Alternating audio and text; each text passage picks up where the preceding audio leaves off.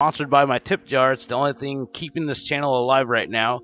If you'd like to tip me a buck or two, please just click the link in the description below. And thank you to everyone that has already supported. Now moving forward, I don't know if you guys heard about the news about the kid in Whataburger that had his drink thrown in his face and the guy ran off with his Trump hat and said he was throwing it in the fire.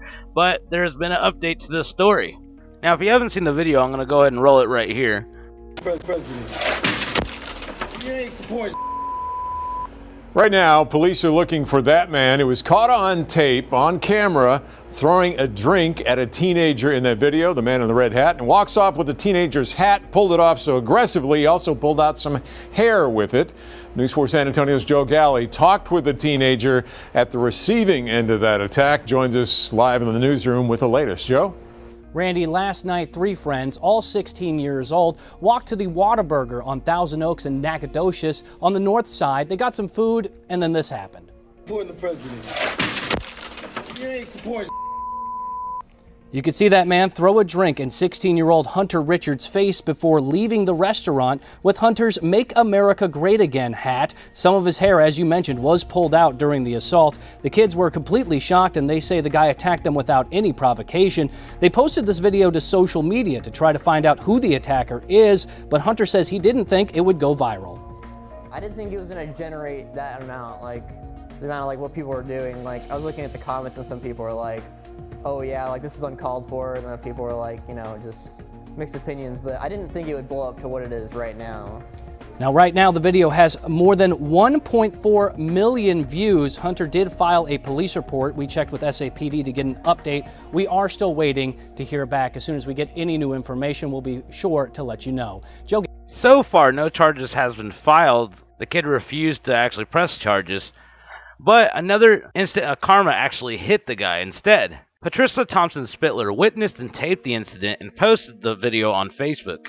Spittler was hoping that someone would be able to identify the scumbag of the year, and someone actually did. He was identified and reportedly fired from his job. This whole incident took place in San Antonio, Texas, according to local CBS affiliates KINS, and the man can be seen throwing a drink in the teen's face. The man walked out with the hat saying that it was going into his fireplace. The teen was identified as 16-year-old Hunter Richard, according to WOAI. Richard stated to the NBC affiliate, "I support my president, and if you don't, let's have a conversation about it instead of ripping my hat off. I just think a conversation about politics is more productive for the entire whole rather than taking my hat off and yelling subjective words to me." The station reported that a police report had been filed, but the bully was identified on Twitter as Kino Jimenez, who is said to work at a local bar named Rumble, although this information cannot be confirmed. A message was posted on Rumble's Facebook account on Wednesday explaining that a part-time employee had been fired for assaulting another person at a local eatery. It came to our attention earlier this evening that a part-time employee was captured on cell phone video assaulting another person at a local eatery, the statement reads. The assault took place presumably because this employee did not agree with the other individual's political stance. We have since terminated this employee as his actions goes against everything this establishment stands for. So karma really bit that guy on the ass right there. And it's not stopping there, because now people are actually digging up more things about this guy. And we see the reality of how hateful this individual actually really is. In this video you're seeing right here is actually recorded by the assaulter. And as you can see his hatred that he actually has towards President Donald Trump and anybody else related to it. But this is his actions that he's putting out on a piñata, and he's saying he wished he had the real President Trump here. Yeah. Oh. Fuck Trump. Fuck Trump. Fuck Trump. Fuck Trump. Fuck Trump. Fuck yeah. They gonna whoop his ass. All we need is a real Trump. I mean, these liberals are literally just too loony to handle anything anymore. And maybe soy is a good thing for them. But I still don't understand what these people are accomplishing by beating a piñata that looks like someone. I mean, really? Is this like stress therapy for them or something? Someone needs to get them some hot chocolate, crayons, and a coloring book so they could cope with this. The sheep are very well programmed. I mean, you have to be if you was just gonna walk up to a kid and throw a drink in their face and then also take their hat. Are you serious? How old are you, dude? Super, super crazy. Now moving on to the next story. Robert Mueller has tried to expand his probe even further towards as many Trump supporters as possible. The special counsel Robert Mueller has expanded his Russia probe and vowed to punish as many Trump family, friends, and supporters as possible. Even though the probe has uncovered absolutely nothing, Mueller is tapping additional Justice Department resources for help with new legal battles into alleged Russian interference in the 2016 election. Mueller and his team of 17 federal prosecutors are coping with a higher than expected volume of court challenges that has added complexity in recent months. There is no political appetite at this time to increase the size of his staff, the official said. According to his most recent statement of expenditures, more money is being spent on work done by permanent Department of Justice units than on Mueller's own dedicated operation. The DOJ units spent $9 million from the investigation start of May 2017 through March of this year, compared with the $7.7 million spent by Mueller's team. Mueller's probe has come under attack from President Trump and his allies, who say it's going on too long, expanding too far, and costing way too much. But the special counsel issued by Deputy Attorney General Rod Rosenstein includes investigating whether Trump or associates colluded with Russia and any matters that arose or may arise directly from the investigation. Investigators in New York, Alexandria, Virginia, Pittsburgh, and elsewhere have been tapped to supplement the work of Mueller's team, the officials have stated. Mueller has already handed off one major investigation into Trump's personal lawyer Michael Cohen to the Southern District of New York. Whatever you got, finish it the hell up, because this country is being torn apart, Republican Representative Trey Gowdy of South Carolina told Rosenstein during a June 28th hearing. Rosenstein said Mueller knows he must move expeditiously. A heavy investigative load for Mueller had been anticipated from the start, the official said. The special counsel has already issued 20 indictments and secured guilty pleas from 5 individuals, and some of the defendants are mounting stiffer than expected battles in court. I don't think he's getting over his head, Solomon Weisenberg, who served deputy independent counsel investigating President Bill Clinton in the 1990s. These things have a tendency to balloon. Yes, it may be taxing on them. No, it's not that unusual, nor is it unusual for Mueller to turn to the U.S. Attorney or Justice Department headquarters, said Weisenberg, who's now partnered at the law firm Nelson Mullins Riley in Scarborough. Mueller is dealing with legal battles as he considers whether to subpoena Trump for an interview as he accelerates his investigation into potential collusion. The first and perhaps biggest court case for Mueller is over his indictments of Trump's former campaign chairman Paul Manafort for an array of financial crimes. Manafort is fighting the indictment in 2 federal courthouses, and he expanded his case last week to the U.S. Court of Appeals for the District of Columbia. Both sides are now gearing up for the trial to begin later this month. It's going to be all hands on deck when they go for the Manafort trial, Weisenberg said. Other court fights may have come as a surprise. Mueller indicted 13 Russian individuals and 3 entities in February on charges of violating criminal law with the intent to interfere with the U.S. elections through the manipulation of social media. None of the targets are in the U.S., but one of them, the Internet Research Agency, has forced Mueller into another legal fight in federal court. The 2 sides have been sparring most recently over how to protect sensitive investigative materials from disclosure. Mueller has enlisted prosecutors with the U.S. Attorney's Office in Washington to handle this case. Another surprise came last week when Andrew Miller, a former aide to Trump advisor Roger Stone, filed a sealed motion to fight one of Mueller's grand jury subpoenas. Mueller also plans to move eventually to sentencing for Trump's former national security advisor Michael Flynn and former foreign policy advisor George Papadopoulos, both of whom pleaded guilty to lying to investigators. According to Jeffrey Kramer, he's been a busy guy. Jeffrey Kramer is a former federal prosecutor. There's certainly multiple fronts going on right now, said Kramer, who's now managing director of the international investigation firm Berkeley Research Group. Some of them are more active than others. Kramer doesn't think Mueller in his overhead, but says he might be taking timing into consideration when it comes to making additional moves. You don't have unlimited resources in a sentence that you got a limited cadre of prosecutors and agents, Kramer said. There does come a time where they can only do so much. Mueller has already shown that in some situations, he will hand off cases such as with the Cohen investigation. Additionally, Mueller is getting help from Rosenstein, who is fielding congressional demands for documents and testimony. In the end, though, Mueller knew what he was signing up for. While there's a lot on the plate, they're not all going on all at once, Kramer said. His office is doing their job. He's doing what he's supposed to be doing. I mean, I don't see how much more clearer it has to be for this two-tier justice system to want to sit here and just waste time. I mean, that's all he's doing is wasting time. Don't you think you would have found something by now? Clearly the guy is like off his rocker. I mean, I literally think he's gone mentally insane because he can't find anything on Trump. He can't find nothing, no matter how hard he looks. It's because there's nothing there. And there is going to be a very big repercussion to all this. Because this is a lot of tax dollars and a lot of time just spent on nothing. I'm just amazed that none of this effort was actually put into the Hillary investigations at all. They tried to hurry those cases up super fast, didn't they? I'd say they probably worked on it for about a month and said, you know what, we came to a conclusion already.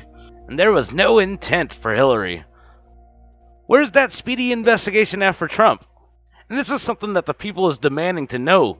Honestly, this guy is literally wasting our tax dollars to just literally run smear campaigns against President Trump. That's all this is, because he knows he's not going to get anywhere. He knows he's not going to find anything. This is literally to just try to keep the heat on Trump the whole entire time, all the way till the upcoming elections for the new presidency. Same with the children being separated, same with the race baiting. Every single thing that they point at him and try to slander and lie about is literally just smear campaigns. That's all these people are doing. Speaking of campaigns, President Donald Trump held a rally for the Republican Senate candidate Matt Rosendale on Thursday as he looks to oust Democrat Senator Jon Tester. During the rally, Trump singled out Senator Elizabeth Warren and revealed what he plans to do if he ends up on a presidential debate stage with her. They're out of business. Who's going to cover? They're going to cover Bernie? Hey, they're going to cover like Sleepy Joe Biden? They're going to cover Pocahontas, who was... Think of it. Think of it. She of the great tribal heritage. What tribe is it? Let me think about that one. Meantime, she's based her life on being a minority. Pocahontas. They always want me to apologize for saying it. And I hereby, oh no, I want to apologize. I'll use tonight. Pocahontas, I apologize to you. I apologize. To you, I apologize.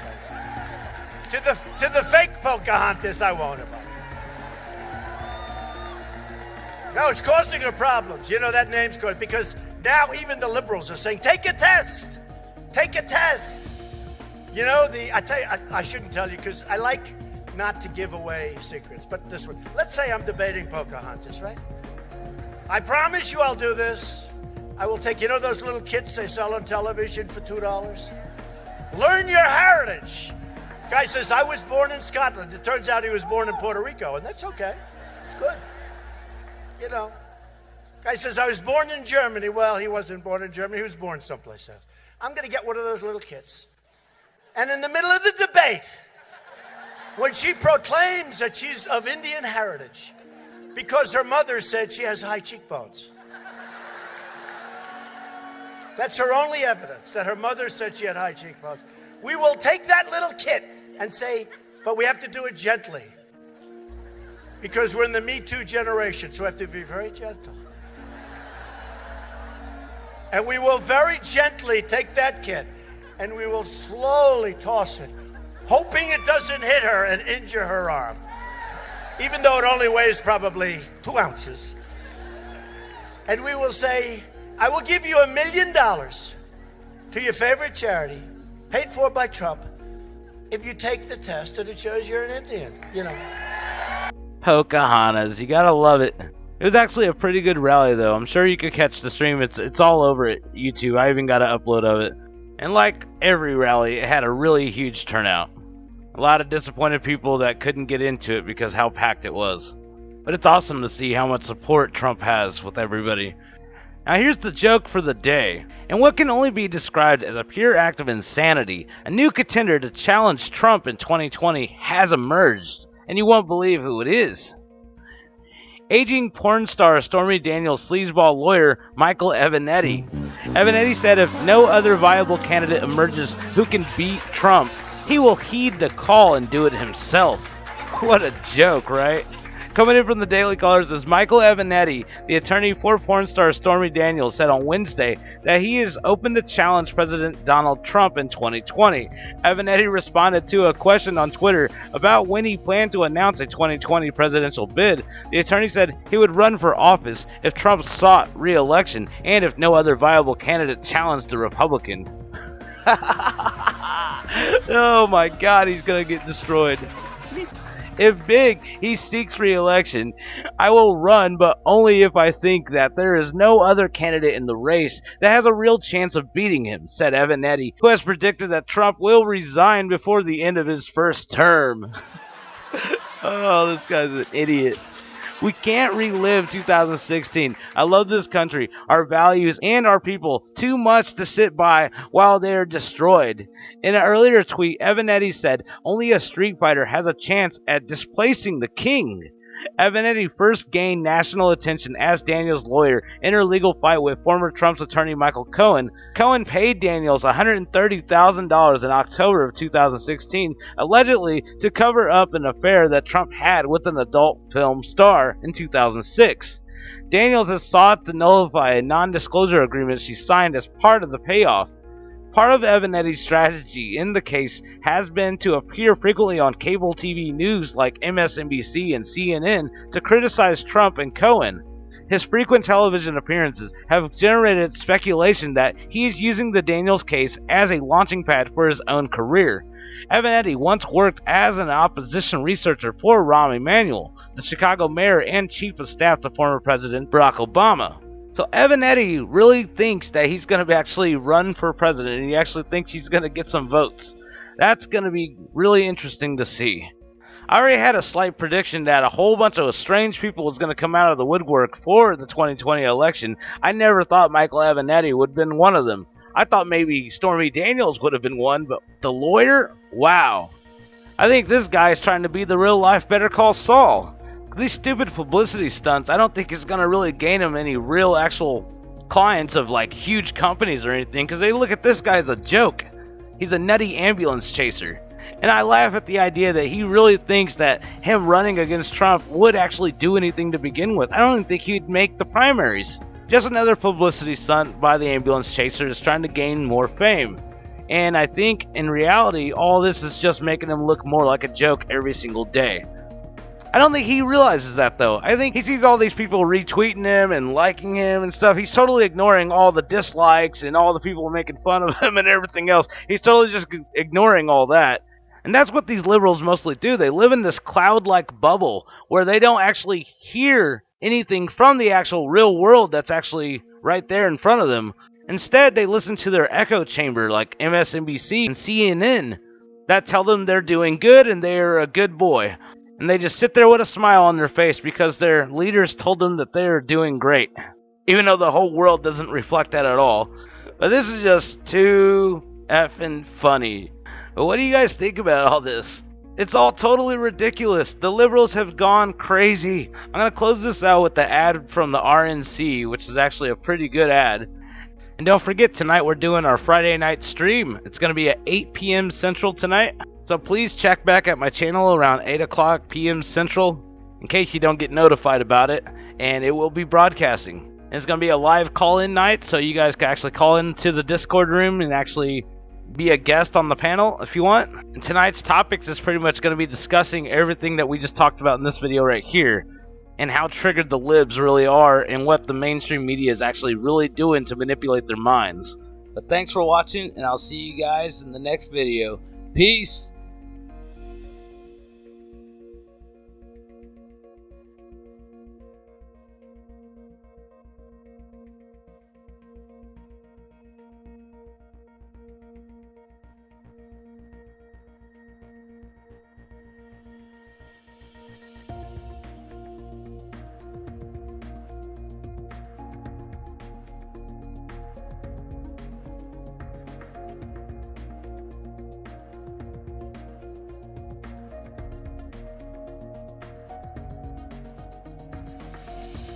please subscribe to our channel, like our video, and comment below, and we'll see you on the flip side. Peace! And don't forget to click the notification bell